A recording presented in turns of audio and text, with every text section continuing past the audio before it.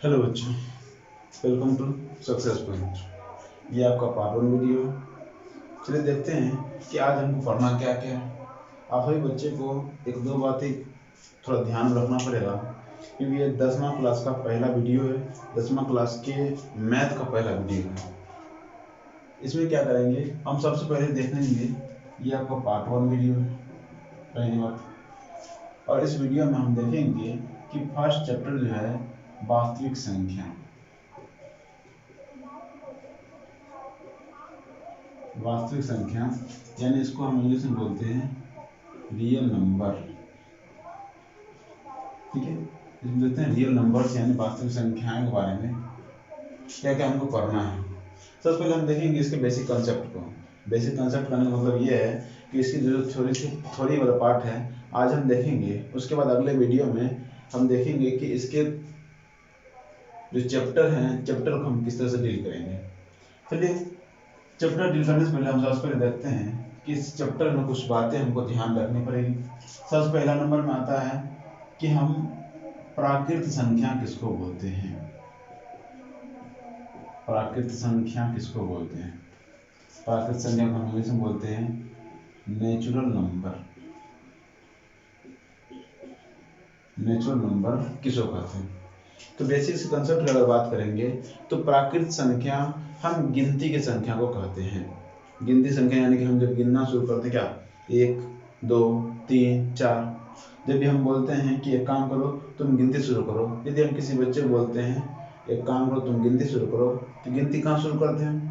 तो गिनती हम शुरू करते हैं 1, फिर बोलते 2 3 4, ऐसे ही गिनते हैं ना। तो हम गिनती की संख्या को हम क्या बोलते हैं? प्राकृत संख्या। अगर एग्जाम्पल की बात करेंगे तो 1 2 3 4 डॉट डॉट डॉट, इसी तरह से जितनी भी संख्या है वो सभी संख्या जो गिनती वाली संख्या होती है उसको हम बोलते हैं प्राकृत संख्या। इसमें एक चीज और याद रखना पड़ेगा कि जो प्राकृत संख्याएं होती है उस प्राकृत संख्या को कैपिटल एन से सूचित किया जाता है। याद रखेंगे, ये जो प्राकृत संख्या होती है उसको हम किससे सूचित करते हैं? कैपिटल एन से सूचित करते हैं। फिर अगली बात आती है, इसके बाद एक संख्या आती है जिसको हम बोलते हैं पूर्ण संख्याएं। पूर्ण संख्याएं, इसको इंग्लिश में बोलते हैं होल नंबर। Whole number. अब होता क्या है कि जैसे मान लेते हैं कि मेरे पास प्राकृत संख्या था, लेकिन क्या हुआ कि कुछ दिन की बात थी और कुछ दिन में देखा गया कि एक संख्या मिला, यानी कि कुछ इक्वेशन वैज्ञानिक सब डील कर रहे थे। अगर मान चले तो कुछ ऐसा इक्वेशन था कि x + 2 बराबर में 2 था, और x बराबर अगर हम इक्वेशन डील करेंगे तो इधर प्लस में उधर क्या आ जाएगा?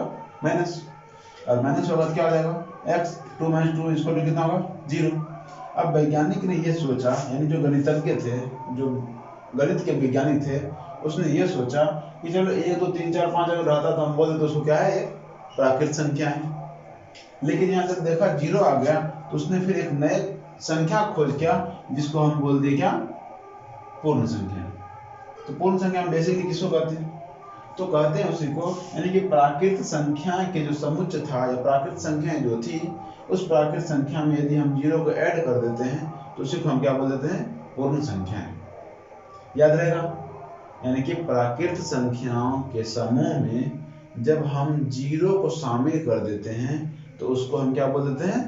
पूर्ण संख्याएं। ठीक है। और इसके बारे में बेसिक कंसेप्ट एक चीज और याद रखना पड़ेगा कि जो पूर्ण संख्याएं होती है उसको हम कैपिटल W से सूचित करते हैं। ठीक है। अब हमको प्राकृत संख्या समझ में आ गया कि जो गिनती संख्या होती है उसको हम प्राकृत संख्या बोलते हैं, और प्राकृत संख्या में यदि हम शून्य को शामिल कर देंगे तो उसको हम पूर्ण संख्या बोलते हैं। अब अगले क्वेश्चन आती है कि यदि हम बात करेंगे कि मान लो ऐसा कुछ रिएक्शन था कि x + 2 बराबर में x + 5 ले लो, x + 5 बराबर 2 था और x बराबर क्या आ गया? 2 - 5, तो x बराबर कितना आ गया? -3। -3 आ गया। अब फिर दिमाग में बात आई कि चलो 0 ठीक था, 1 2 3 4 5 ठीक है, अब ये माइनस वाली संख्या है तो इसको क्या बोलेंगे? तो फिर वैज्ञानिक ने कुछ खोजा, फिर उसने दिमाग लगाया तो उसने एक और नया नंबर का खोज किया और उस नया नंबर का नाम रख दिया गया पूर्णांक। इसको इंग्लिश में बोलते हैं इंटीजर्स। क्या बोलते हैं? इंटीजर्स। अब इंटीजर्स किसको कहते हैं? तो जो धन पूर्णांक यानी कि प्लस वाले नंबर और जीरो और माइनस वाले नंबर, जितने भी संख्या है यानी कि प्लस और जीरो और माइनस के संख्या के समूह को हम क्या बोलते हैं? पूर्णांक बोल देते हैं। ठीक है, अब देखते हैं पूर्णांक हो गया। या तो समझ में आ गया। ये सब बच्चा मतलब 8 क्लास 9th क्लास में आप पढ़ते आए होंगे पूर्णांक या फिर प्राकृत संख्या या पूर्ण संख्या किसको कहते हैं। ठीक है, फिर आगे देखते हैं कि पूर्णांक को जो है यानी इसको या तो क्यू से सूचित किया जाता, इसको या तो आई से सूचित किया जाता है, ज्यादा जगह पर आई से सूचित किया जाता है, या कहीं कहीं पर जेड से सूचित किया जाता है। या तो पूर्णांक को आई से सूचित करते हैं या तो पूर्णांक को जेड से सूचित किया जाता है। ठीक, अब इसके बाद बात करते हैं कि चलो पूर्णांक हो गया, उसके बाद बात आती है परिमेय संख्या का। परिमेय संख्याएं यानी कि इसको इंग्लिश में बोलते हैं रेशनल नंबर। रेशनल नंबर, ठीक है, रेशनल नंबर, परिमेय संख्या, ये बहुत इंपॉर्टेंट संख्या है, इसको थोड़ा समझ में। परिमेय संख्या हम बोलते हैं वैसी संख्या जिसे हम p/q के रूप में लिख सकते हैं। फिर से बात समझ लीजिए कि परिमेय संख्या हम कहते हैं वैसी संख्या जिसे p/q के रूप में लिखा जा सकता है, जिसे p/q के रूप में लिखा जा सकता है। और जहां पे याद रखना, जहां p तथा q दोनों क्या हो? पूर्णांक हो। और एक बात और याद रखेंगे, q जो होना चाहिए वो 0 के बराबर नहीं हो, तब हम वैसे संख्या क्या बोलेंगे? परिमेय संख्या। अगर जैसे की बात करें तो देख लेते 1/2 -3/5। देखो ये 1 भी पूर्णांक है, 2 भी पूर्णांक है, ये -3 भी पूर्णांक है, 5 भी पूर्णांक है, यानी p और q दोनों क्या है? पूर्णांक है। अगर कुछ बच्चे का ऐसा कंसेप्ट, किसी बच्चे के मन में ऐसा आता है कि ये क्या है? 2, बोले क्या ये परिमेय संख्या है? तो बिल्कुल है। याद कीजिए, अगर इसके नीचे नहीं कुछ तो हम लिखते तो इसके नीचे कितना? 1 लिखते हैं ना। तो जब वही बात है, ये क्या होगा? p/q के रूप में हुआ कि नहीं हुआ? तो p/q के रूप में हुआ, हम इसको क्या बोल देंगे? ये क्या है? परिमेय संख्या है। और यहाँ आप देखते हैं q की बात करेंगे तो q भी 0 बराबर तो नहीं है, इसलिए हम क्या बोलेंगे? जो 2 है वो भी क्या है? परिमेय संख्या है। अगर इसी तरह से जितना भी अगर क्वेश्चन ले लें, मान लेते हैं -5 -2 ऐसा कुछ देते हैं, 6 7, ये सभी क्या है? परिमेय संख्या है। थोड़ा कॉन्सेप्ट पीछे देखें तो हम ये समझते आ गए। तो सबसे पहला संख्या था प्राकृत संख्या, प्राकृत संख्या था। प्राकृत संख्या के बाद आया पूर्ण संख्या। तो ये जो पूर्ण संख्या आया, इस पूर्ण संख्या में तो सभी प्राकृत संख्या भी थे, यानी कि सभी प्राकृत संख्या क्या होते हैं? पूर्ण संख्या होते हैं। फिर पूर्ण संख्या के बाद आया कौन सा संख्या? पूर्णांक आया। तो जितने भी पूर्ण संख्या होते हैं वो सभी क्या होते हैं? पूर्णांक होते हैं। फिर पूर्णांक की बात करते हैं तो जितना भी पूर्णांक होता है वो सभी क्या होता है? परिमेय संख्या होता है। ये थोड़ा सा लिंक करके अगर पढ़ते जाइएगा तो आपको अच्छे से समझ में आएगा। अब परिमेय संख्या समझना, ऐसा संख्या जिसे p/q के रूप में लिखा जा सकता है, जहां p और q क्या होना चाहिए? पूर्णांक होना चाहिए। तो हम पूर्णांक लिखते हैं, यानी कि प्लस वाला संख्या या माइनस वाला संख्या या 0, जो भी हो सभी पूर्णांक होते हैं। जो भी पूर्णांक हुआ वो सब क्या हो जाएगा? परिमेय संख्या हो जाएगा। अब अगली बात आती है परिमेय संख्या के बाद अगला संख्या आता है, तो इसको हम मिटा लेते हैं 1 मिनट में। परिमेय संख्या के बाद एक संख्या आता है जिसको हम बोलते हैं अपरिमेय संख्या। क्या बोलते हैं? अपरिमेय संख्या। इसको इंग्लिश में बोलते हैं इर्रेशनल नंबर। Irrational number.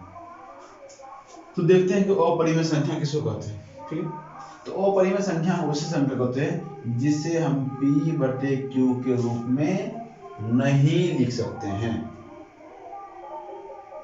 परिमेय संख्या उसको कहते हैं जिसे p/q के रूप में लिख सकते हैं, लेकिन अपरिमेय संख्या हम उसको कहते हैं जिसे p/q के रूप में लिखा नहीं जा सकता है, और जहाँ p और q पूर्णांक हो और q नॉट इक्वल टू 0 हो। मार्क्स सब सेम ही है, बस इतना देखो हम जिसको p बटे q के रूप में लिखा नहीं जा सकता। अगर एग्जाम्पल की बात करेंगे तो एग्जाम्पल देख लेते हैं, √2, √3, √5, यानी कि वैसी संख्या जिसका वर्गमूल नहीं निकले, रूट के अंदर जिसका वर्गमूल नहीं निकलता है, वो सभी संख्या क्या होता है, अपरिमेय संख्या होता है। अब एक और चीज समझिए, बिहार बोर्ड के बच्चों के लिए खास करके, बिहार बोर्ड के बच्चों के लिए ऑब्जेक्टिव में ऐसा पूछ लेता है, पक्का बात है, पूछ लेता है कि जरा बताओ कि पाई कैसी संख्या है। तो हम सब ये याद रखते हैं कि 9th 8th में हम पढ़े थे कि पाई का मान होता है 22/7, और 22/7 तो एक परिमेय संख्या है। और उसी तरह से बच्चा यही सोच करके हर बार, लगभग मैक्सिमम बार बच्चा ये गलती कर देता है कि पाई का मान 22/7 होता है, तो इसका मतलब हम क्या करेंगे, तो पाई हो गया परिमेय संख्या। बस यही गलती करके चलाता है बार बार। ये आपको याद रखना है कि पाई का एग्जैक्ट वैल्यू 22/7 नहीं होता है, बस मान लिया गया है कि पाई का जो मान है लगभग 22/7 के बराबर होता है। तो ये याद रखना आप सभी को है कि जो पाई होता है वो पाई एक अपरिमेय संख्या होता है। पाई क्या होता है, अपरिमेय संख्या होता है, और पाई में यदि हम 2 से भाग भी देंगे फिर भी वो क्या हो जाएगा, अपरिमेय संख्या ही रहेगा। ऑब्जेक्टिव के लिए इतना याद रखिएगा।